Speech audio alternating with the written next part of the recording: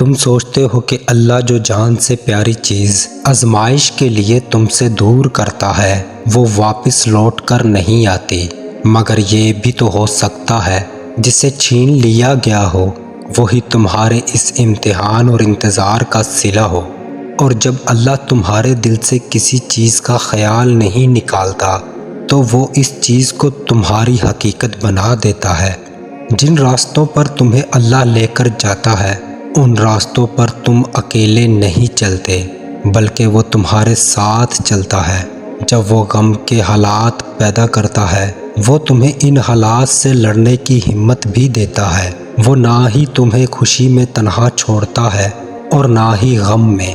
اور جب تم مایوس ہو جاتے ہو، تھک ہار کے اللہ کے پاس جاتے ہو، تب تم اس قدر تھک جاتے ہو کہ تمہارے آنسو اسے پکارنے لگتے ہیں۔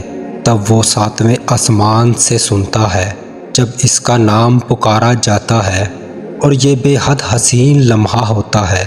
پھر بندہ مایوسی بھرے لمحے سے پکار کر اپنے خدا سے فریاد کرتے ہوئے، مدد مانگتے ہوئے اللہ کو دیکھتا ہے۔ تم تنہا نہیں ہو اور نہ ہی تمہیں اللہ نے تنہا چھوڑا ہے۔ وہ جانتا ہے کہ تم اداس ہو اور بہت کمزور ہو۔